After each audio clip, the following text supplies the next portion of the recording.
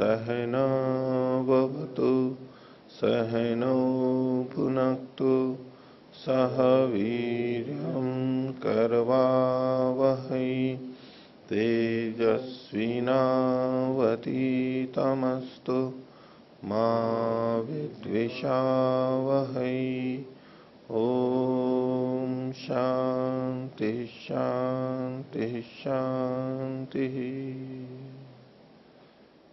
मीमांसा दर्शन की 49वीं कक्षा मीमांसा दर्शन के प्रथम अध्याय के तीसरे पाद का चौथा अधिकरण हम देख रहे थे और उसमें 7वें सूत्र का भाष्य चल रहा था।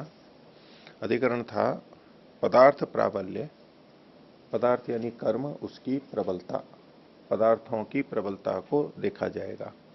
जहां पदार्थ और उससे संबंधित बातों में कहीं विरोध आ रहा होगा तो किसे हमें स्वीकार करना चाहिए? तो पदार्थ को, क्रिया को स्वीकार करना चाहिए। ये इससे सिद्ध होगा, ये सिद्ध किया जा रहा है।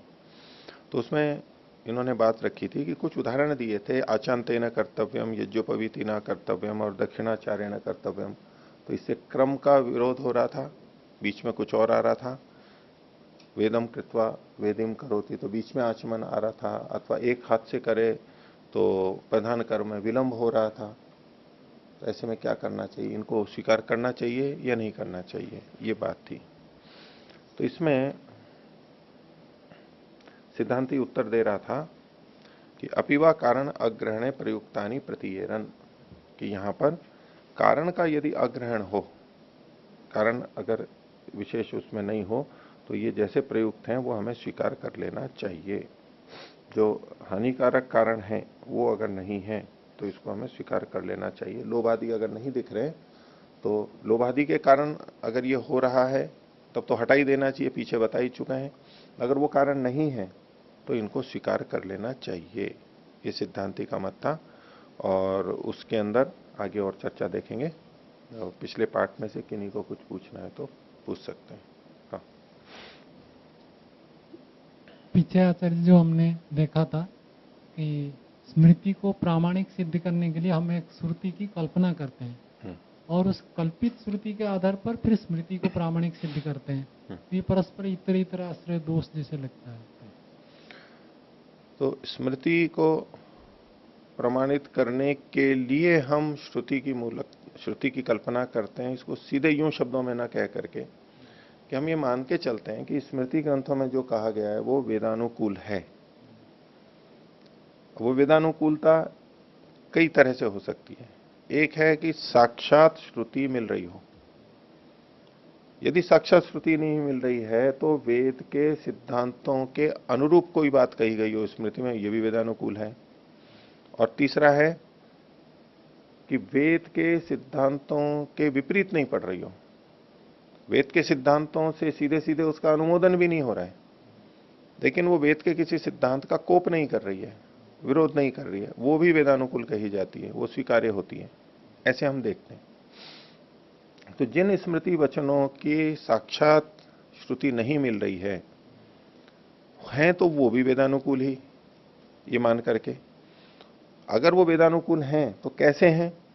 तो जिस व्यक्ति ने वो स्मृति बनाई है वेदानुकूल, तो उसने कुछ ना कुछ वहां पर देखा होगा, वेद के सिद्धांतों के अनुरूप देखा होगा। तो कोई उससे संबंधित श्रुति होगी, कल्पित की होगी उसने सिद्धांतों के अनुरूप, अथवा अविरुद्ध है। अविरुद्ध है तो हमें उसने कुछ सोचा होगा कि अच्छा यहां एक चीज विधि की जा सकती है, ऐसा किया जा सकता है आचरण, और इसको वेदानुकूल माना जाएगा।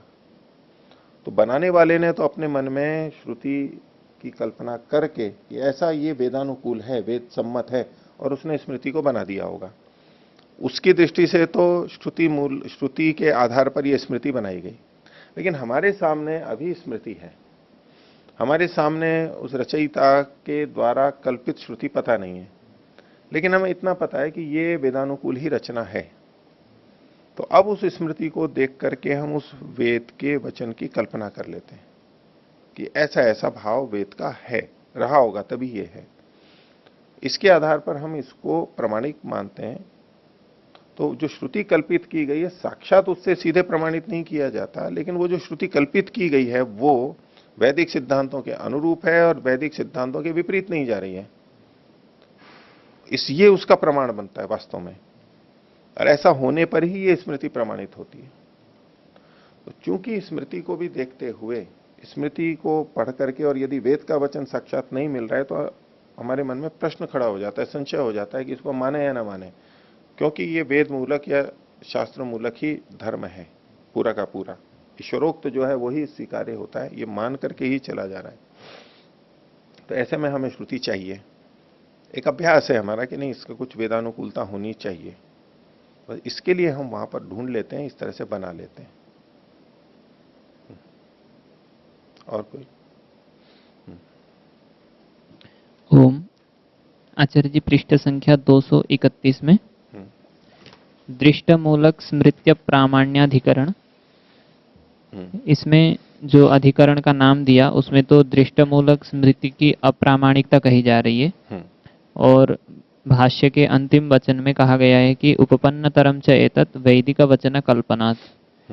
इससे ऐसा लग रहा है कि ये इसको मतलब सिद्ध मान रहे हैं कि ये और अधिक सिद्ध हो जाता है, क्योंकि वैदिक वचन की कल्पना होने से।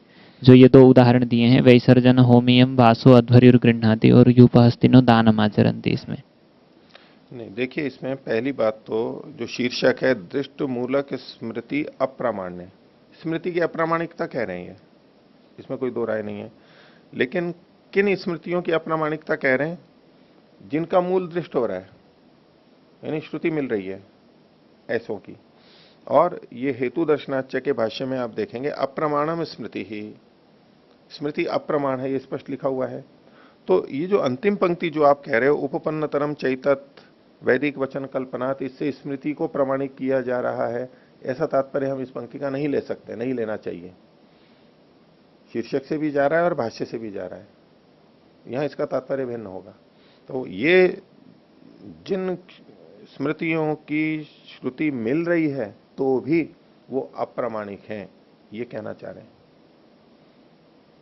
उसके लिए जो दो उदाहरण दिए, इसमें देखिए ये स्मृति तो है वैसर्जन होमियम वासो अध्वर्युर गृह्णाति, वैसर्जनीय होम के कपड़े को अध्वर्यु लेता है, वहां पर वो दिए जाते हैं तो लेता है, वो वहां से हटाते हैं, दिया ही जाता है। अब इसकी दृष्टमूलकता क्या दिखाई इन्होंने? यूप हस्तिनो दानम आचरन्ति, यूप के वस्त्र को देते हैं। अब आपका ये कहना है कि ये तो दृष्टमूल हुआ नहीं, यहां तो यूप से संबंधित है और यहां पर वैसर्जनीय होम से संबंधित है, तो ऐसे 100% पूरा का पूरा नहीं मिलता है। दृष्टमूलकता का ये अर्थ नहीं है कि जू का तू कोई वचन वहां भी मिले। यदि जू का तू वचन वेद में श्रुति में मिल ही रहा है, तब तो स्मृति में उस वचन को लाने की बनाने की जरूरत ही नहीं थी। इसका मूल बीज वहां पर होगा, बीज वहां पर होगा, साक्षात श्रुति नहीं, बीज वहां पर होगा। मूल जो होगा मतलब कारण, बीज, आधार वहां पर हमारे को मिलेगा। वो आधार ये वचन है। क्या क्या चीजें हैं इसमें? एक तो देने की बात है, मूल में देना है, स्मृति में भी देने की बात है, और ये वस्त्र को देने की बात है, वहां भी वस्त्र को देने की बात है। ये यज्ञ से संबंधित है, वो भी यज्ञ से संबंधित है। इतनी मूलकता है कि यज्ञ के वस्त्र को दिया जा सकता है। अब वो वस्त्र अलग अलग हैं, कोई बात नहीं है, इतना मूल मिल गया है वहां पर, ये दुष्ट मूलकता है। यानी यज्ञ का वस्त्र दिया जा सकता है, ये हमें पता लग गया है, ये मूल हमारे को मिल गया है। अब वो अध्वर्यों को दे रहा है, वो वैसर्जनीय होम में दे रहा है, ये दुष्ट मूलकता हो गई, ये गलत नहीं है, दिया जा सकता है। ऐसा होते हुए भी ये नहीं दिया जा रहा है, इसका निषेध किया जा रहा है स्मृति का। पीछे बात आई थी कि जो स्मृति श्रुति के विरुद्ध हो रही हो, श्रुति को कुपित कर रही हो, वो स्वीकार्य नहीं होती है, लेकिन जो श्रुति मूलक होती है वो तो स्वीकार्य होती है। तो ये तो एक व्यापक कथन हो गया था। इसके जो अपवाद मिलते हैं, श्रुति मूलकता होते हुए भी स्मृति वचनों की अप्रामाणिकता हो सकती है, ये बताया जा रहा है। हम ये मान करके चलें कि जो जो चीज श्रुति मूलक है वो स्वीकार्य होगी, ऐसा भी नहीं होता है, अमान्य भी हो जाएगा वो। क्या? यदि लोभ मूलक होगा तो, विपरीत होगा तो वो अमान्य हो जाएगा। ये ऐसा उदाहरण है। और ये जो लोभा आचरित बंतक केचित तथा ऐशा स्मृति, उपपन्नतरम चैतत वैदिक वचन कल्पनात्, ये उपपन्नतर होती स्मृति में तो कहा गया है, खंडित तो कर रहे हैं, ये तो इसका मूल है अधिकरण का, लेकिन ये उपपन्नतर कैसे है उसको बता रहे हैं। स्वयं स्मृति में कहा गया, ये एक प्रमाण हो गया, और वो श्रुति मूल भी है, दृष्ट मूल भी है, तो ये और उपपन्न हो गई है, इसलिए उपपन्नतर हो गई है। वैदिक वचन की कल्पना से, वैदिक वचन के मिलने से, वैदिक वचन के सामर्थ्य से ये उपपन्नतर है। अकेली स्मृति होती तो लोभ मूलक होने से हटा सकते थे, वो आ चुका है बात, आ चुकी है बात। ये तो और उपपन्नतर थी क्योंकि इसकी दृष्ट मूलकता भी थी, श्रुति मूलकता भी थी। बस ये केवल सूचना दी गई है कि उपपन्नतरम चैतत वैदिक वचन कल्पनात्, इससे ये नहीं कहा जा रहा है कि ये प्रामाणिक हो गई है, अप्रामाणिक ही है ये। हो गया? बोलो। पृष्ठ संख्या 231 में इसमें जो हेतु दर्शनार्थ सूत्र है उसका जो भाष्य है उसकी दूसरी पंक्ति, उपपन्नतरम चैतत वैदिक वचन कल्पनात्, ये कह रहे कि कारण जो बताया लोभादि कारण, ये युक्ततर है वैदिक वचन की कल्पना करने से। तो वैदिक वचन की कल्पना क्यों कह रहे? क्योंकि ऊपर तो दृष्टमूली बता दिया उसका, युप हस्तिनो दानम आचरन्ति, इसको कैसे देखें?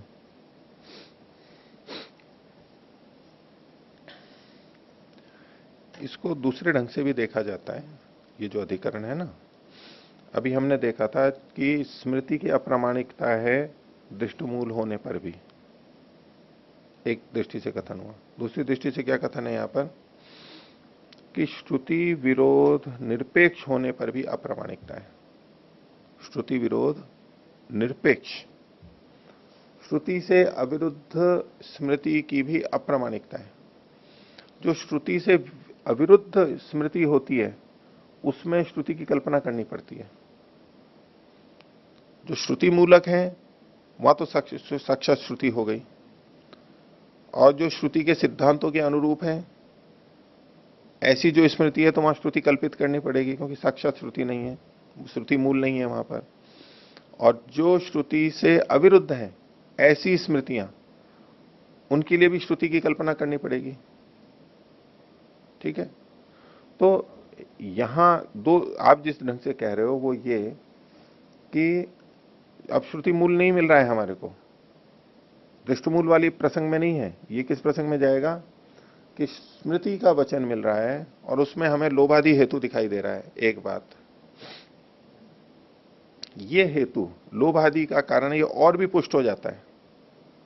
लोभादि कारण इसके अप्रामाणिकता में और भी पुष्ट हो जाता है, क्योंकि श्रुति की कल्पना करनी पड़ रही है, साक्षात श्रुति नहीं है। श्रुति की कल्पना करना ये अपने आप में एक दोष हो गया, दुर्बलता का द्योतक है कि श्रुति कल्पित करनी पड़ रही है, दुर्बलता का द्योतक है, साक्षात श्रुति नहीं है, क्योंकि साक्षात श्रुति की अपेक्षा ये दुर्बल है। तो ये जो कारण है लोभादि, ये और पुष्टि को प्राप्त करते हैं कि हाँ, यहाँ लोभादि कारण ये और है, स्वीकार कर सकते हैं हम, क्योंकि साक्षात श्रुति भी नहीं है, श्रुति की कल्पना करनी पड़ रही है यहाँ पर। तो जो ऊपर जो दो वचन दिए उसमें जो श्रुति वो कल्पित श्रुति युपिनो, इस पक्ष में अगर यूं मानेंगे तो पहली वाली जो व्याख्या थी उसमें तो दृष्टमूल था, तो यूप हस्तिनो ये दृष्टमूल किया गया था। अब इसके लिए कल्पित करेंगे तो वहां हम मानेंगे कि यूप हस्तिनो दानम आचरण, ये सीधे सीधे श्रुति नहीं है, श्रुति नहीं है।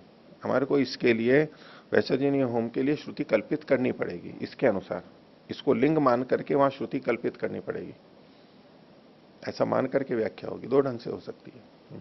दूसरा प्रश्न था इसमें वैसर्जनीय होमियम, ये जो वाक्य है स्मृति का, इसको अप्रामाणिक कहा गया क्योंकि लोभादि कारण देखा जाता है।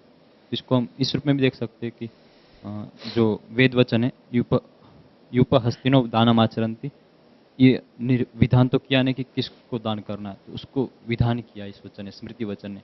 इस तरह प्रामाणिक नहीं है, ऐसा नहीं कर सकते। उस तरह से तो प्रामाणिकता मानी जा सकती है कि श्रुति में दान का कहा गया और यहां विशेष विधान किया कि अध्वर्यु को देते हैं, विशेष विधान हो गया, विशेष विधि हो गई, तो उस दृष्टि से तो इसकी प्रामाणिकता लगेगी। लेकिन वहां पर लोभ मूल में दिखाई दे रहा है, लोभ मूल में दिखाई दे रहा है, तो मान्य नहीं होगा। श्रुति वचन सार्थक कैसे होगा? श्रुति वचन सार्थक नहीं होगा, श्रुति वचन दूसरी जगह सार्थक होगा। ये कोई श्रुति को सार्थक करने के लिए, चरितार्थ करने के लिए अकेला ही चीज तोड़ना है। जहां बिना लोभ के बहुत कर्म होते हैं वहां सार्थक होगा ये। इस जगह ये सार्थक नहीं हो रहा है, इस जगह सार्थक नहीं हो रहा है। श्रुति का सामान्य विधान है, वो तो सार्थक कहीं ना कहीं होगा। एक भी जगह चरितार्थ हो रहा है तो ठीक है, सार्थक हो गया है। बहुत जगह सार्थक हो रहा है, इस जगह सार्थक नहीं हो रहा है, क्योंकि यहां लोभ मूल में दिखाई दे रहा है। दूसरी जगह भी यही कारण आएगा कि वहां पे भी लोभ मूल कारण है या नहीं है, ये अभी आप थोड़ा ना कह सकते हो। बहुत जगह लोभ कारण नहीं होगा, लोभ कारण नहीं है। अब मान लो ऋत्विकों को कुछ अपनी दक्षिणा दी जाती है, उचित जो है, निर्धारित है, उसको लोभ थोड़ा ना कहते हैं। कोई अध्यापक पढ़ा रहा है और वेतन ले रहा है, तो ये तो ठीक है, घर चलाने के लिए वो वेतन ले रहा है, इसको लोभ थोड़ा ना कहते हैं। लोभ तो तब है जब वो उससे अधिक वेतन चाहे, दूसरे का ले ले और कुछ चोरी करे, तब लोभ माना जाएगा।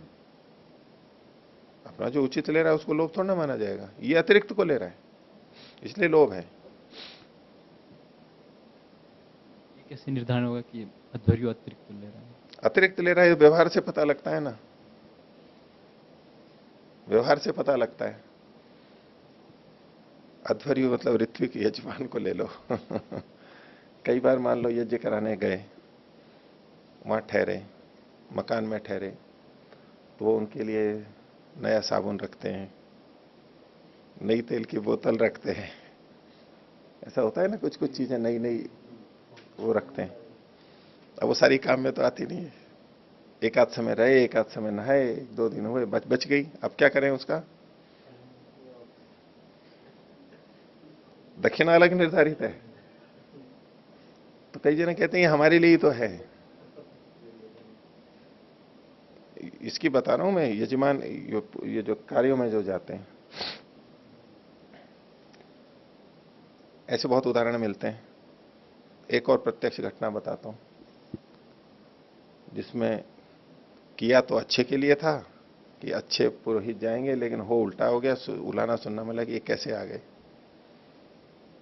सारा चीज हो गई, उसके बाद में भोजन था, तो भोजन हुआ तो वो बोले कि जी हम तो यहां नहीं खाएंगे, घर ले जाएंगे। तो घर ले जाओ। तो घर कितना ले जाना चाहिए? जितना वहां खाते उतना ही तो ले जाना चाहिए। एक आदमी का खाना, थोड़ा उसमें सवाया हो गया, चलो 4 रोटी खाता है, 5 ले ली, लेकिन लेते समय वो और ले रहा है वहां पर। बोले जी ये और दे दो, ये और दे दो, और इतना जैसे कि पूरा परिवार खा ले, 3-4 जने खा लें, ऐसा वो लेकर के जा रहे हैं। देने वाले को कैसा लगेगा? अब ये क्या है? लोग पता लगता है ना, हलवाई भी करते हैं ऐसा, वहां नहीं खाते हैं। बोले जी अब तो घर के लिए दे दो, आप तो यहाँ तो हमारे से खाया नहीं जाएगा, वो घर के लिए दे दो, वहां ज्यादा है, तो यहाँ तो खा ही नहीं सकता है वो, इतना थोड़ा सा ही खाता है, वहां के लिए ज्यादा लेकर के जाते हैं। वो लोग अतिरिक्त को लेते हैं। वो वेतन उनका निर्धारित है, सब कुछ है, दक्षिणा निर्धारित है, फिर भी लेते हैं।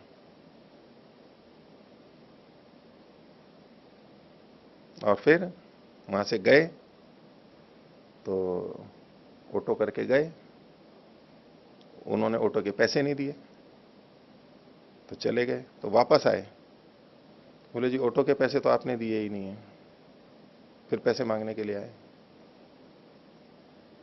अब ये क्या है?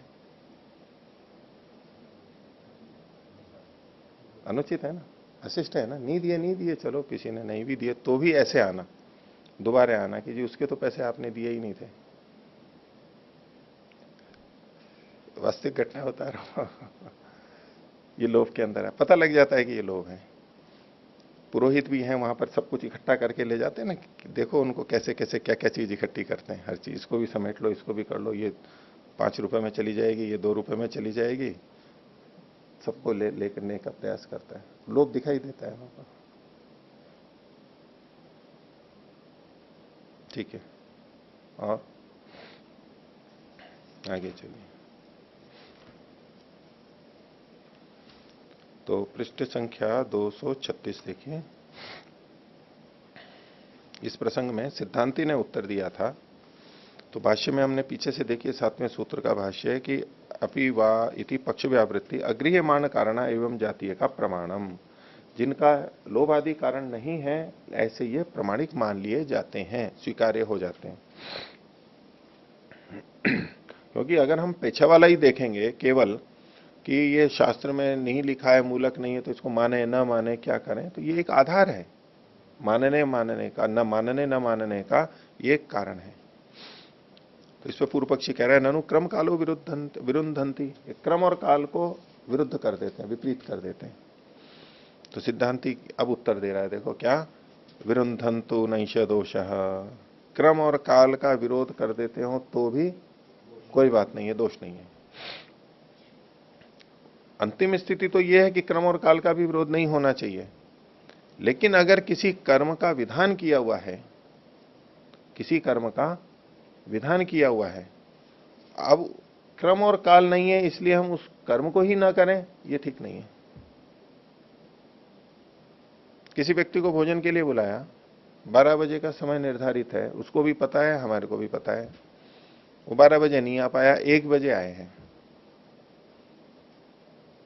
अब उनको खाना खिलाना, भले जी 12 बजे की बात थी, अगर अब खिलाए तो काल का आदेश दे रखा है, वो आदेश खंडित हो जाएगा। फिर 1 बजे नहीं, 12 बजे खाने खिलाने को कहा था, 1 बजे तो नहीं है, तो फिर विरुद्ध बात हो जाएगी। अब कुछ ना कुछ तो विरुद्ध होना ही है, एक तो बच गया है। अब किसका विरोध करें? उस कर्म को ही ना करें, पदार्थ को भोजन कराना ही ना करें, किसका पालन करेंगे? आप काल का पालन करें कि भाई 12 बजे का कहा था, अब 1 बजे भोजन कराना, ये तो ठीक नहीं है। तो हम क्या कर रहे हैं? भोजन को छोड़ रहे हैं।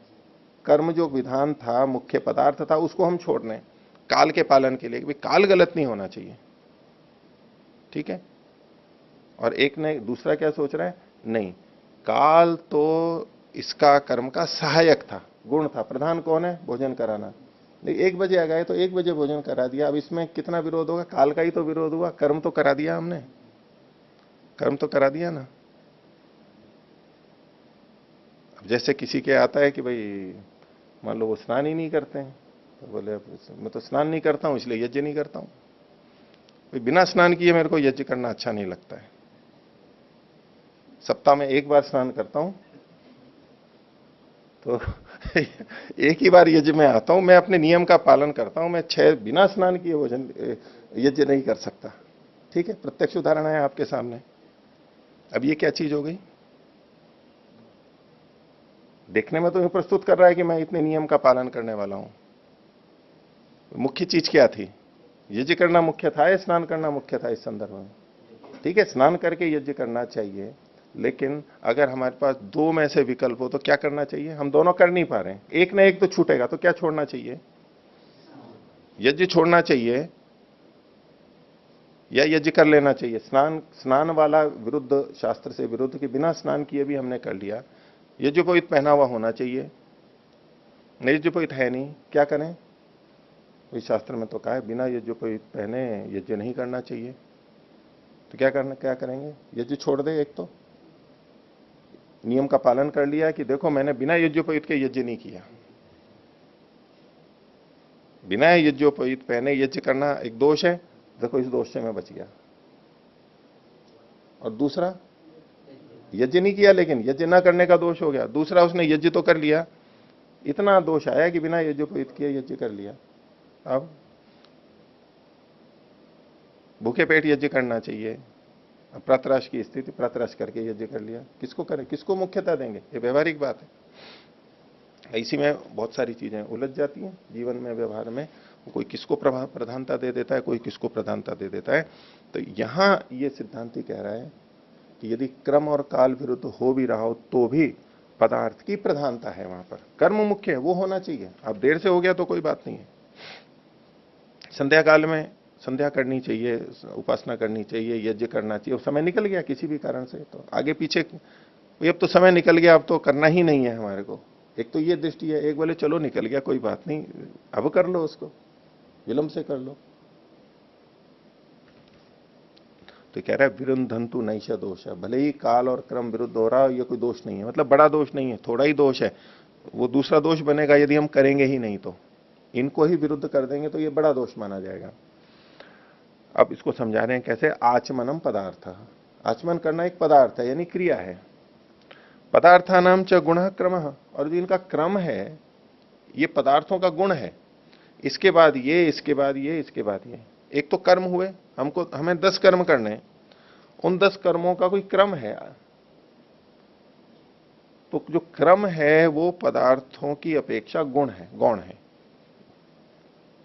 तो पदार्थानाम च गुणः क्रमः न च गुणानुरोधेन पदार्थो न कर्तव्य भवति। गुणों के अनुरोध से, गुणों के कारण से पदार्थ नहीं करना चाहिए ऐसा नहीं है। गुणों के अनुरोध से, कि गुणों के कारण से जब ये होगा तभी मैं इस कार्य को करूंगा, नहीं तो नहीं करूंगा, ये इससे पदार्थ को रोका नहीं जाता है। अपीच प्राप्तानाम पदार्थानाम उत्तर कालम क्रमः आपतति। दूसरे ढंग से समाधान दे रहा है कि जब ये बात कही जा रही है कि इनमें विरोध हो गया, किन किन में विरोध हुआ, पदार्थ में और उसके क्रम में। पदार्थ में और उसके क्रम में विरोध हुआ तो कह रहे हैं कि पहले क्या चीज, किस चीज की प्राप्ति हुई, पदार्थ की प्राप्ति पहले हुई या क्रम की पदार्थ प्राप्ति पहले हुई? पदार्थ की पहले प्राप्ति हो गई। क्रम कब आएगा? क्रम तो बाद में आएगा कि भाई हमारे को 5 कर्म प्राप्त हुए, इनमें से पहले कौन सा किया जाए, बाद में कौन सा किया जाए। क्रम की बात तो बाद में है। यदि दोनों की प्राप्ति एक साथ हो रही होती, पदार्थ की भी और क्रम की, तब तो सोचते कि किसको लें और किसको ना लें। पदार्थ तो पहले से प्राप्ति ही हो चुका है हमारे को, जिस समय क्रम नहीं था। क्रम तो पदार्थों के प्राप्त होने के बाद में आया है। तो जो पहले से प्राप्त हो चुका है उसको तो प्राप्त ही रखना है हमें। क्रम बाद में नहीं हो पा रहा है तो नहीं हो पा रहा है। तो इसलिए इन्होंने कहा कि अपीच प्राप्तानाम पदार्थानाम उत्तर कालम क्रमः आपतति। क्रम तो उत्तर काल में यानी बाद में आता है। यदा पदार्थ प्राप्त होती तदा क्रम एवं नास्ति। इसी बात को बोल रहे हैं कि जिस समय पदार्थ की प्राप्ति थी, यानी श्रुति वचन से या किसी शास्त्र के वचन से किसी कर्म की प्राप्ति हो रही थी, उस समय क्रम तो था ही नहीं। वहां पर क्रम तो बाद में आएगा उसके। केन स विरोधो भविष्यति थी, जब क्रम था ही नहीं तो पदार्थ की प्राप्ति, पदार्थ से उसका विरोध ही नहीं होगा। विरोध तो तब होगा जब दोनों एक काल में उपस्थित हो, देश काल में उपस्थित हो, तभी तो विरोध होगा दो चीजों का। किसी भी दृष्टि से समानता उपस्थित होनी चाहिए, वहां उपस्थिति नहीं है। इसलिए पदार्थ तो हमें प्राप्त हो चुका है, उसका विलोप नहीं होना चाहिए। खाना तो खिलाना है हमारे को, ठंडा हो गया है तो भी खिलाना है। गर्म खाना खिलाना है ठीक है, गर्म दूध पिलाना है ठीक है। अब ठंडा हो गया, गर्म कर नहीं सकते, गैस है नहीं, तो क्या करो जी, गर्म खाना खिलाने के लिए कहा था इसलिए खाना नहीं खिलाएंगे अब हम इनको। ये मूर्खता होगी, क्योंकि गर्म ये गुण है, भोजन मुख्य है, भोजन प्रधान है, भोजन कराना है। ठंडा है तो कोई बात नहीं, ठंडा है तो इनको भरपेट खाना खिलाना, वो कम पड़ गया बाद में, बोले कम पड़ गया अब तो खाना नहीं खिलाना चाहिए। नहीं कोई बात नहीं, कम पड़ गया तो जो है वो खिला दो, उतना तो खिलाओ उसको। आगे कह रहे हैं, ये तो क्रम का कहा, दूसरा था काल का। तो ये तथा यदि दक्षिणेन नाचर्यते कालो मां विरोधित इति तत्र कालानुरोधेन पदार्थो न अन्यथात्वम अभ्युपगच्छेत। दक्षिण हाथ से अगर नहीं करता है, यानी एक हाथ से नहीं करता है, तो काल का विरोध नहीं होगा, यानी दोनों हाथों से करेगा और समय पर कर लेगा। तो वहां पर काल के अनुरोध से पदार्थों को न अन्यथा अभ्युपगच्छेत, पदार्थ के अन्यथात्व को प्राप्त नहीं करें, ये सोच करके कि समय पे होगा। समय पे करने के लिए दोनों हाथों से करने लग जाए, ये नहीं करना, ये नहीं होगा। समय पे करने के लिए दोनों हाथों से करने लग जाए, ये नहीं होना चाहिए। दाहिने हाथ से कहा है तो दाहिने हाथ से ही करना चाहिए, भले ही काल थोड़ा आगे निकल जाए, ये कहना चाह रहे। प्रयोगांगम ही काल है पदार्थानाम उपकारक। ये जो काल है ये पदार्थों का, क्रियाओं का उपकारक है और वो प्रयोग का अंग भाग है। अंग और प्रधान है, मुख्य और प्रधान, मुख्य और गौण का। तो अंग रूप कौन है? काल। काल पदार्थ के लिए है, कर्म के लिए है। कर्म और काल इन दोनों में प्रधानता किसकी है?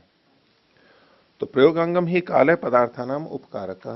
काल जो है प्रयोगों का अंग है। काल कर्म के लिए है।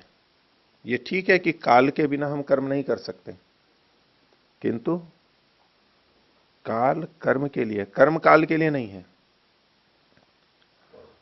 तो प्रयोगांगम ही काले पदार्थानाम उपकार का अतो न कालानुरोधेन व्यथयितव्य पदार्थ। काल के अनुसार, काल के अनुसार कर्म को व्यथित नहीं करना चाहिए पदार्थ को, तो उसमें हम हेरफेर कर दें, उसको तो करना ही चाहिए, भले ही देर होती है तो होती है, वो कार्य तो जैसा होना है होना ही चाहिए। अपीच, और कह रहे हैं शौचम दक्षिणाचारता यज्ञोपवीतित्वम चैवम जातीय का अर्था व्यवधातारो न भवंती। इसके अलावा जो थे, शौचम शुद्धि है, शुद्धि रखनी है, और दक्षिणाचारता दाहिने हाथ से कार्य को करना है, यज्ञोपवीतित्व यज्ञोपवीत धारण करना है, इस प्रकार के जो अर्थ हैं यानी कार्य हैं, कर्म हैं, वो व्यवधान करते ही नहीं है। व्यवधान करें तो इनको रोका जाए। पिछले जो दो उदाहरण दिए वो क्रम और काल का व्यवधान कर रहे थे, अतिक्रमण कर रहे थे। ये तो बोले कोई बाधक है ही नहीं उन चीजों में। सर्व पदार्थानाम शेषभूतत्व, क्योंकि जितने भी कार्य हैं उसके शेषभूत हैं, उसके साथ में जुड़े हुए ही हैं, सब जगह जुड़े हुए हैं, इसलिए इससे कोई बाधा नहीं है। तस्माद आचमनादीनाम प्रामाण्यम, ये लिखने में गलत लिखा हुआ है, तस्माद यहाँ चामनदीनाम लिखा हुआ है, आचमनादीनाम, च के आगे की मात्रा हटा दीजिए और न के आगे आ की मात्रा जोड़ दीजिए, इसलिए आचमन आदि का प्रामाण्य है, वो किए जा सकते हैं। इति पदार्थ प्राबल्याधिकरण, पदार्थ की प्रधानता देखनी चाहिए। गौण और मुख्य को देखना तो सब जगह जीवन में हर ही जगह लागू होता है, यहाँ कर्मकांड में भी है तो वैसे भी दूसरी जगह लागू होता है। लेकिन आपने देखा होगा कई व्यक्तियों का कि वो ये तय रखते हैं कि मेरे को 12 बजे भोजन करना है, 12 बजे मिला तो भोजन करेंगे, नहीं तो नहीं करेंगे। वो 12:30 और 1 बजे हो तो भोजन नहीं करेंगे, और उससे भले ही उनको परेशानी हो, कुछ भी नियम ले रखा है, नहीं करेंगे। तब ये उचित है या अनुचित है? उचित है अनुचित है? तो एक दृष्टि से हम देखते हैं कि बड़ा तपस्वी है, बड़े नियमों का पालन कर रहा है, लेकिन भोजन जिसके लिए है, जिस उद्देश्य के लिए है, उसमें तो हमारे को बाधा हो रही है। कितने दिन चलाएगा ऐसा? और फिर उसके अनुसार और कई समस्याएं खड़ी हो जाती हैं। उन्होंने तय कर रखा है 11:30 बजे भोजन होना है, अब 11:15 हो गए, व्यक्ति आया नहीं है भोजन लेके, 11:20 हो गए हैं, अब उधर हलचल शुरू हो गई है, बाहर देख रहे हैं आया नहीं आया, दूरभाष करेंगे, 11:25 हो गए अभी तक नहीं आया, 11:30 हो गए नहीं आया, हो जाती है देर। अब वो 11:40 पे आया, 11:15 बजे आया, तो 11:30 बज गए हैं, वो तो आए नहीं है, देर हो गई है, तो चलो अपने पास में कुछ चने वने हैं वही खा लेंगे, या कुछ खा लिया या फल खा लिया।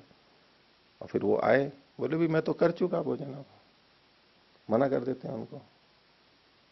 वो इतनी दूर से आया, कहीं से कई किलोमीटर दूर से खाना बना करके आया है, करा, 10-15 मिनट में कोई हर्ज नहीं होने वाला था, लेकिन व्यवहार में वो ऐसे बहुत कठोर हो जाते हैं उन स्थलों पे, उनको डांट भी देते हैं। 11:30 था, अभी तक आप आए नहीं, मैं कब से प्रतीक्षा कर रहा हूं आपकी। अब जिस इस नियम को लागू किया था अध्यात्म के लिए, आध्यात्मिक उन्नति के लिए, लेकिन इससे हो क्या गया? उद्वेलित भी हो गया, वो क्रोधित भी हो गया, द्वेषयुक्त भी हो गया, और कुछ कह भी दिया, उनको भी बुरा लग गया, हिंसा भी हो गई, ये सारी चीजें हो गई। वैसे गौण मुख्य की बात बहुत रखेंगे कि क्या गौण है मुख्य, लेकिन उसको व्यवहार में देखना बड़ा कठिन हो जाता है। सब जानते हैं कि गौण और मुख्य को देखना है, बता भी रहे हैं, बहुत जगह ध्यान भी रखते हैं, लेकिन इन कुछ नियमों को ऐसा व्यक्ति अपना बना लेता है कि वो गौण और मुख्य में इधर उधर हो जाता है, वो पता ही नहीं लगता है कि क्या गौण है क्या मुख्य है इसमें। वो व्यक्ति मुख्य था या उसको डांटना मुख्य था? बोले सुधारना चाहिए, इसको तो बोलना चाहिए, ध्यान नहीं रखा इसने, लापरवाह लोग हैं, पता नहीं क्या क्या मन में सोच लिया। वो बेचारा धूप में आ रहा है, इतनी चल करके आ रहा है, जैसे तैसे नौकरी कर रहा है, बुलाया, किसी कारण से हो गई देर, दुकान पे है और है, बच्चे हो गए, सब्जी देर से बनी, आई देर से, पकी नहीं पूरी, वो ये सोच के ला रहा है कि पूरी पक जाए तो ले जाऊं, थोड़ी सी कच्ची रह रही है, लेकिन उसको सारा उसकी मेहनत 1 मिनट में खराब हो जाएगी। बोले ये क्या हो गया, मैं तो इतना पसीने पसीने हो गया और यहां पर आकर के तो सब कुछ खत्म हो गया। गौण मुख्य को देखना कि कर्मकांड सभी जगह लागू होता है। ये अधिकरण समाप्त हुआ। आगे देखिए 5वां अधिकरण, पृष्ठ संख्या 237, शास्त्र प्रसिद्ध पदार्थ प्रामाण्याधिकरणम। शास्त्रों में जो प्रसिद्ध है मतलब प्रचलित है, उन पदार्थों की प्रामाणिकता। किसी एक वस्तु, एक नाम के कई चीजें मिल रही हैं, वहां कौन सी चीज ग्रहण की जाएगी? तो शास्त्र में जो चीजें प्रसिद्ध हैं, प्रचलित हैं, उसको वहां पर लिया जाना चाहिए।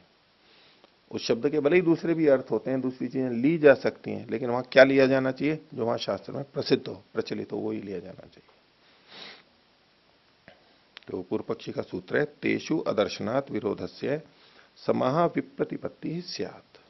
तेषु यानी इन विषयों में, वस्तुएं जो होती हैं, पीछे जो यव और यवैर्वा यजेता, ब्रीहिवीर्या यजेता इत्यादि जो जहां दो दो चीजें आ रही हैं या ऐसा कुछ मिलता है, उन प्रसंगों में विरोध से अदर्शनात्, विरोध के न देखे जाने से, विरोध तो कुछ है नहीं, प्रयोग किया जा सकता है, तो समाह विप्रतिपत्ति स्यात्। समाह मतलब समान रूप से, विप्रति मतलब विविध प्रतिपत्ति, विपरीत प्रतिपत्ति नहीं है विप्रतिपत्ति का मतलब। प्रतिपत्ति मतलब स्वीकार्य या ज्ञान, स्मृति, और विप्रतिपत्ति मतलब विपरीत ज्ञान होना। विपरीत नहीं है, यहाँ विविध है, अनेक ज्ञानों का होना, अनेक जो ज्ञान है वो समान रूप से हो जाए, ये कर लो या वो कर लो। ठीक है, भाष्य देखिए, उदाहरण दिए उन्हें, यवमयश चरुहु। चरु कैसा होना चाहिए? यवमय होना चाहिए, यव का बना हुआ होना चाहिए। ये यव क्या है, इसी पे विचार चलेगा। चरु का मतलब समझते हैं आप? अंतर ऊष्म पक्व। ऐसा चावल या कोई भी दलिया वगैरह, जितना पानी उसमें डाला बस उसी में पक जाए और वो पानी उसी में रहे, चरु, वो बाहर नहीं निकले। एक होता है चावलों को पकाया अधिक पानी में, पक गए और फिर मार निकाल दिया, अब ये जो बना हुआ है ये चरु नहीं कहलाएगा। चरु में वो पानी वहीं अंदर ही खपा हुआ होना चाहिए, वो चरु होता है। तो यव का बना है, वो ब्रीही का भी होता है तो यव का भी बनता है, दलिया जैसा कह लीजिए। दूसरा है वाराही उपानहु। रासु ये यज्ञ के अंदर आता है। राजा के जूते कैसे होने चाहिए? उपान है मतलब जूते दो होते हैं दोनों पैरों के, तो वाराही, वराह के बने हुए होने चाहिए। अब यहां वराह कौन है ये विचारने की बात है। तीसरा, वैतसे कटे प्राजापत्यान संचिनोति। वेतस के कट में, कट मतलब चटाई में, चटाई के ऊपर प्रजापति देवता वाले वस्तुओं को, पदार्थों को संचिनोति स्थापित करता है, व्यवस्थित रखता है, चुनता है। यहां पर वेतस शब्द विचारणीय है। 3 शब्द हो गए, तो यव, वराह और वैतस। तो इसीलिए कहना है इति यव वराह वेतस शब्दान समामनंती। इन शब्दों को वहां पर पढ़ा हुआ है, शब्द तो पढ़े गए। अब समस्या कहां हो रही है? तत्र केचित दीर्घ शूकेशु यव शब्दम प्रयुंजते। कुछ लोग दीर्घ शूक में यव शब्द का प्रयोग करते हैं। दीर्घ मतलब बड़ा, शूक मतलब तो छिलका जो होता है। 2 तरह के धान्य माने जाते हैं आयुर्वेद के अंदर, वैसे अपने भारतीय उसमें शूक धान्य और शिंबी धान्य। धान्य मतलब तो जो धान है, अन्न है। शूक धान्य और शिंबी धान्य।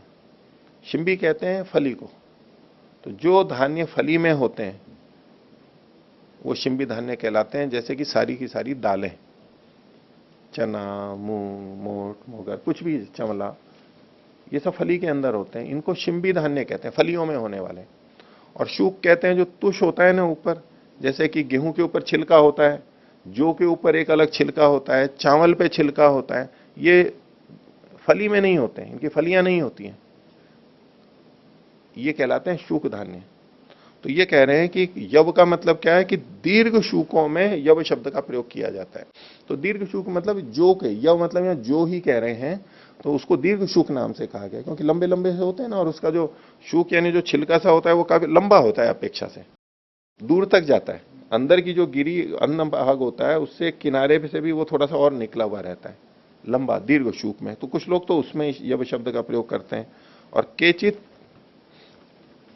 प्रियंगुषु, प्रियंगु एक चीज है, इन्होंने मालकांगनी अर्थ लिखा है, मालकांगनी ठीक नहीं है। ये मालकांगनी जो होती है वो फली में होती है, लता होती है, तो ये तो शूक धान्य होना चाहिए, शिंबी धान्य नहीं आना चाहिए। तो कुछ प्रियंगु दूसरी एक औषधि, दूसरी चीज होती है जिसमें ऊपर छिलका होता है, उसमें यानी भूसा होता है, तुष होता है उसमें। शूक मतलब तुष कह लीजिए, हम जो तुष बोल देते हैं ना, कठोर कठोर जो होता है वो। तो कुछ लोग प्रियंगु के लिए कहते हैं। अब वराह शब्द के लिए कहा, वराह शब्दम केचित शूकरे केचित कृष्ण शकुनऊ। कुछ लोग शूकर में, शूकर मतलब सुअर के लिए वराह शब्द का प्रयोग करते हैं, और कुछ लोग काले पक्षी के लिए करते हैं। काला पक्षी मतलब कौवे की दृष्टि से कथन आता है। वेत शब्दम केचित वंजुलु के और केचित जम्वाम। तो कुछ लोग वंजुल मतलब तो बैंत के लिए प्रयोग करते हैं, और कुछ लोग जम्बू यानी जामुन के पेड़ के लिए प्रयोग करते हैं। तो एक शब्द के दो दो अर्थ वहां पर प्रचलित हैं, प्रचलन में दोनों हैं, गलत नहीं है कोई भी, लेकिन वहां कौन सा लिया जाना चाहिए? तो उसमें इनका उत्तर है कि इनमें विरोध के न देखे जाने से समाह विप्रतिपत्ति से, पूर्व पक्षी कह रहा है कि दोनों ही समान रूप से ले लिए जाए, ये भी लिया जाता है तो वो भी लिया जाता है, दोनों ले लेने चाहिए, ये पूर्व पक्षी का मत है। तो तत्र उभय था पदार्थ अवगमात विकल्प, दोनों ही तरह पदार्थ यानी वस्तु का अर्थ, शब्द का अर्थ इंगित हो रहा है, इसलिए वहां विकल्प होना चाहिए। अब चाहे प्रियंगु ले लो चाहे जो ले लो, ऐसा ही पूर्व पक्षी कहना चाह रहा है। सिद्धांति का ये मत नहीं है।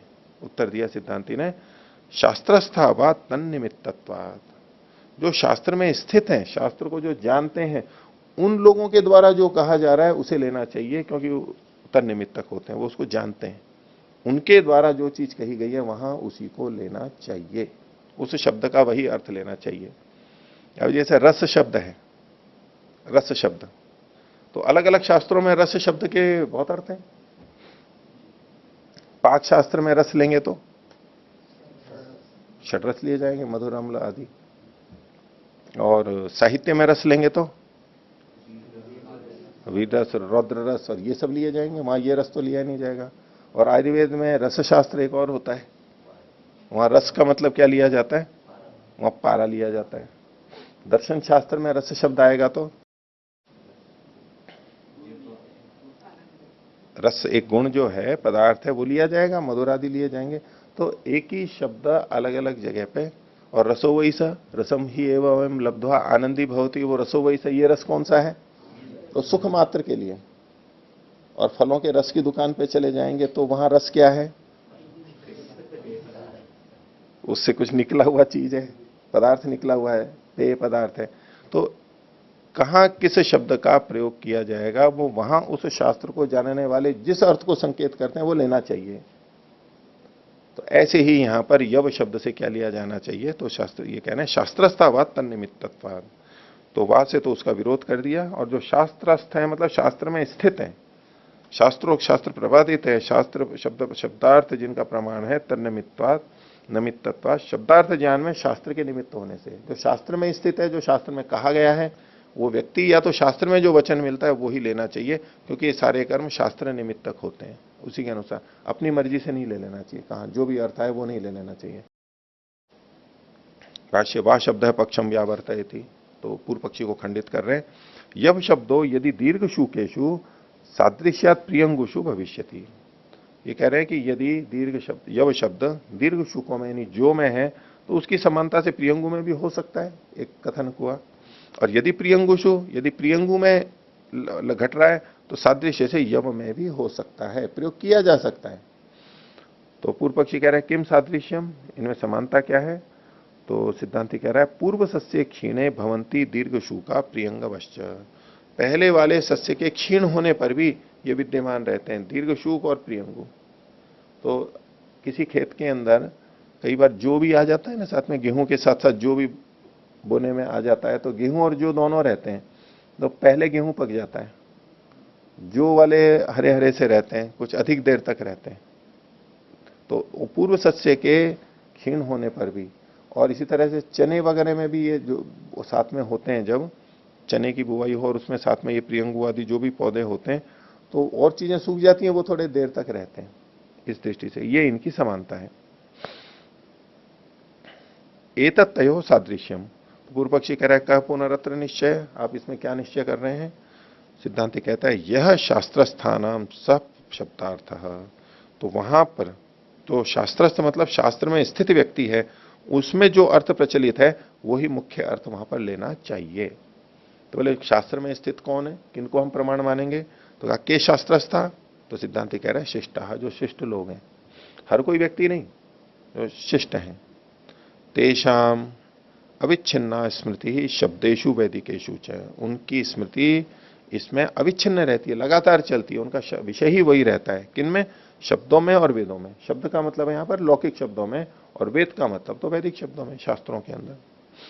तेन शिष्टा निमित्तम श्रुति स्मृति अवधारणे, श्रुति और स्मृति के अवधारण में शिष्ट लोग ही निमित्त बनते हैं। क्योंकि श्रुति और स्मृति में बहुत सारे शब्द आए हैं, उनमें से किससे किस अर्थ को लें हम, ये तो फिर भी होगा। श्रुति स्मृति प्रमाण है, लेकिन सामान्य व्यक्ति जब उसको पढ़ने लगेगा वो अपने अपने अर्थ ले लेगा, तो अर्थ का अनर्थ भी हो सकता है। तो वहां किसका अर्थ ग्राह्य होगा? जो शिष्ट लोग होते हैं उन्हीं का ग्रहण किया जाना चाहिए, वो उसके निमित्त होते हैं, कारण बनते हैं, बिना उनके अर्थ नहीं आएगा। ते ही एवं समावनंती यवमयेषु कर्म पात्रेषु विहितेषु वाक्यशेषम, वे लोग यानी शिष्ट लोग ये बोलते हैं, ये वचन है कि यवमय कर्म पात्रों में, विहितेषु जो कि विहित किए गए हैं ऐसे कर्म पात्रों में, विधान किया गया कर्म पात्रों का, वो कैसे कर्म पात्र हैं? यवमय है। तो यव शब्द तो आया है, लेकिन यव का मतलब क्या है वो आगे वाली पंक्ति से हमारे को निश्चय होगा। कर्म पात्र क्या होते हैं? छोटे छोटे से दिए जैसे होते हैं, छोटे छोटे यव के, यानी उसका आटा बना लेते हैं, आटा बना करके छोटे दिए बनाते हैं ना, जैसे ये बहुत से आप पिंडदान वगैरह भी करते हैं, वहां भी वो दिए आटे के ही बनाते हैं, उसमें घी लगाते हैं, बत्ती लगाते हैं, ऐसे वो होते हैं। तो ये क्या करते हैं? भूर्जित और पिष्ट। भूर्जित मतलब पहले भूनते हैं उसको, दो तरह से बना सकते हैं, एक तो कच्चे को पीस करके हम बनाएं, और एक जैसे सत्तू बनाते हैं तो उसमें उन दानों को भूनते हैं और फिर पीसते हैं। तो ये जो कर्म पात्र बनते हैं वो भून करके पीस करके फिर बनते हैं, कच्चे के नहीं बनते हैं। दीपक के समान छोटे छोटे पात्र होते हैं, और परिवार में जितने व्यक्ति होते हैं उनसे एक अधिक बनाते हैं, जितने व्यक्ति हैं उससे एक अधिक बनाते हैं, ऐसा कर्म पात्रों को। तो इन कर्म पात्रों का जो ये जो विधान किया गया, विहितेषु यवमयेषु कर्म पात्रेषु विहितेषु, जब जो वाले यव, जो मत बोलिए, यवमय, यव से बने हुए कर्म पात्रों का विधान कर दिया गया, तो उसके बाद में वाक्य शेष, हमें ये वाक्य शेष मिल रहा है। वाक्य शेष क्या होता है? स्तुति कर रहा है उसकी, जैसे पीछे आया था विधि वाक्य हो गया, विहित हो गया मतलब विधि वाक्य हो गया, और उसका वाक्य शेष जो हमारे को होते हैं, अर्थवाद के लिए कहा था, स्तुति के लिए कहा था, वो वाक्य शेष होता है। उसके लिए क्या वाक्य शेष हो रहा है? यत्र अन्य औषधयो म्लायन्ते अथैते मोदमाना इव तिष्ठन्ति, जहां अन्य औषधियां म्लान हो जाती हैं, मुरझा जाती हैं, सूखने लग जाती हैं, वहां पर ये मोदमाना प्रसन्न होते हुए से खड़े रहते हैं, मतलब मुरझाते नहीं है, वो हरे रहते हैं, यही मोदमान होता है। औषधि का मतलब होता है जो फल के पकने पर पक जाती हैं, औषधय फल पाकन्ते, जैसे गेहूं, जो चना, दालें, जो पौधे फल आने के बाद में, पकने के बाद में पूरा पौधा ही समाप्त हो जाता है, उनको औषधि के नाम से कहा जाता है। बाकी कुछ पौधे ऐसे होते हैं जिसमें एक बार फल आ गया, फल पक गया, हट गया, फिर भी पौधा विद्यमान है, अनेक बार होता रहता है। तो ये फल पाकांत औषधियां हैं। इसको क्यों बनाया गया? इसमें क्या प्रतीकात्मक हो गया कि जब सब म्लान हो जाते हैं, कमजोर हो जाते हैं, दुर्बल हो जाते हैं, फिर भी ये स्वस्थ सबल बने रहते हैं। तो ये समानता होगी ना, क्यों इसी के बनाए, क्यों जो के ही बनाए? तो ये कौन खड़ा रहता है? तो ये यहां पर इति दीर्घ शूकान यवान दर्शयति वेदः, ये जो वचन है, वेद वचन, ये दीर्घ शूकों का यानी जो को बताता है, जो देर तक खड़े रहे रहते हैं। तो इसमें साथ में क्या भावना आ जाती है कि और लोग म्लान हो, दुर्बल हो, रुग्ण हो, तो भी हम स्वस्थ सबल बने रहें, इस कामना के साथ इन चीजों को लिया है। ये इसकी प्रशंसा है, यव की प्रशंसा की गई, इससे पता लग गया कि ये दीर्घ सुख को ही ले रहे हैं। वेदे दर्शनात् अविच्छिन्न पारंपर्यो दीर्घ शुकेशु यव शब्द इति गम्यते, तो वेद में देखे जाने से अविच्छिन्न परंपरा वाला ये यव शब्द दीर्घ शूक में ही देखा जाता है। तस्मात् प्रियंगुषु गौण, प्रियंगु में भी प्रयोग, प्रियंगु को भी ले सकते हैं, लेकिन वो गौण रूप से है, रहते दोनों ही देर तक हैं, लेकिन शास्त्रस्थ लोग और परंपरा से जो ही लिया जाता है यव का मतलब प्रियंगु नहीं लिया जाता है। तस्मात् दीर्घ शूका नाम पुरोडाशः कर्तव्य है, इसलिए पुरोडाश बनाएंगे वो भी दीर्घ शूकों का किया जाए। और उसका व्रीहि का भी होता है, चावल का भी बनता है पुरोडाश, इसका भी बनता है। तस्मात्, अब दूसरी बात आई, दूसरा क्या था हमारा शब्द? जूते का था, वाराही उपानहु, वराह का के जूते होने चाहिए। तो इसके लिए इन्होंने कहा तस्मात् वराहम गावो अनुधावंती, इसलिए वराह के पीछे पीछे गायें दौड़ती हैं। आपने गौशाला आदि में देखा होगा ना, सुअर अगर आ जाता है तो गायें उसके पीछे भागने लग जाती हैं। देखा है?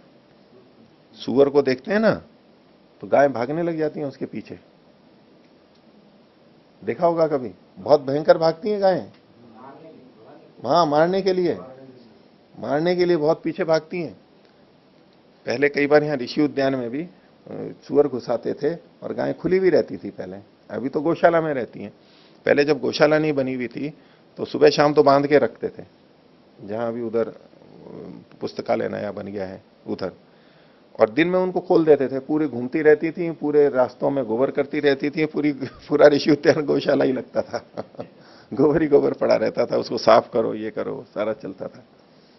तो उस समय कोई आ जाते ना, सुअर कोई आ गया अंदर, तो गाय भागने लगती हैं, उसको पीछा नहीं छोड़ती हैं जब तक कि वो भाग ना जाए। सुअर के पीछे भागती हैं गायें। वही बात है कि तस्मात् वराहम गावो अनुधावंती, गायें उसके पीछे पीछे भागती हैं। जैसे कुत्ते पीछे लग जाते हैं ना किसी किसी के, ऐसे गायें भी पीछे लग जाती हैं उनके, सूरों के। तो उसके लिए कोई कथा कही गई है, युधिष्ठिर जी ने भी लिखी है। इति शूकरम वराह शब्दम दर्शयति। तो गायें किसके पीछे भागती हैं? वो तो वराह के पीछे, सुअर के पीछे ही भागती हैं। वराह शब्द से जो कृष्ण शकुनी है उसके पीछे गायें नहीं भागती हैं। तो इस वचन से पता लग गया कि वराह का मतलब सुअर ही लिया जाएगा, कृष्ण शकुनी नहीं लिया जाएगा। इन्होंने घटना दी है युधिष्ठिर जी ने कि यज्ञ के अंदर घृतपात, घृत कुंभ को रखा, घी का घड़ा। तो अब घी कौन सा था? गाय का ही तो था। अब जैसे ही उसको वहां रखा तो वहां से शुकर उत्पन्न हुआ, ऐसी वो कथा वहां पर बताते हैं। अब वो शुकर उत्पन्न हुए को गायों ने देख लिया, तो बोले घी तो हमारा था, हमारे इस घी से ये शुकर कहां से आ गया? और सुअर में चर्बी भी होती है, मोटा होता है वो, उसमें चर्बी होती है ना, जैसे कि घृत कुंभ जैसा हो, गोल मटोल। तो घृत कुंभ से वो सुअर निकल करके आ गया और गायों ने उसको देख लिया तो उसके पीछे पड़ गई। घी तो हमारा था, ये घी अपने अंदर लेकर के और कैसे उत्पन्न होकर के आ गया? गाय उसके पीछे पड़ गई। ऐसी कथा है। आगे देखिए, अपसु जो वेतस इति वंजुले वेतस शब्दम। वेतस का मतलब वंजुली आती है तो बैत को लेना चाहिए, क्योंकि अपसु जो वेतस है, वेतस कैसा होता है? अपसु में उत्पन्न होने वाला, जल के निकट होने वाला, जल की अधिकता उसको चाहिए। आगे शुक्रम ही गावो अनुधावंती, सुअर के पीछे ही गायें दौड़ती हैं। यानी ये इसको इसलिए लिख लें भाष्य में कि वहां तो वराह शब्द था, तस्मात् वराहम गावो अनुधावंती, वहां तो वराह ही शब्द था, पर उसके लिए कह रहे हैं कि सुअर के पीछे ही गायें दौड़ती हैं, तो वराह का मतलब सुअर ही होगा। वंजुलो अपसु जाए थे, और वंजुल यानी बैंत है, वही जल में होती है, दूसरी चीज तो जल में होती नहीं है। क्योंकि दूसरा शब्द क्या था वहां पर? जंबू। वेतस अगर नहीं लेते हैं तो क्या था उनका विकल्प? क्या था? जंबू, जम्बुआम के चीज जम्बुआम। तो लेकिन बोले जंबू वृक्ष स्थले गिरी नदी शुभा। जंबू वृक्ष तो स्थल में भी होता है, पर्वत में भी होता है, और नदियों में भी होता है, सब जगह होता है। तो अपसु जो कहा गया, अपसु जो वेतस है, तो वो तो जल में ही होता है, वो तो बैत ही लिया जाएगा, जंबू को तो लिया नहीं जाएगा। तो ये जो शिष्ट है शास्त्र, उनके व्यवहार से इसका पता लग जाता है। इति शास्त्र प्रसिद्ध पदार्थ प्रामाण्याधिकरणम, शास्त्रों में जो पदार्थ प्रसिद्ध हैं, प्रचलित हैं, उन्हीं को लिया जाना चाहिए। ये व्यवहारिक बात यहां पर हुई है। तो ये अधिकरण समाप्त हुआ। किन्हीं को कुछ पूछना है इसमें?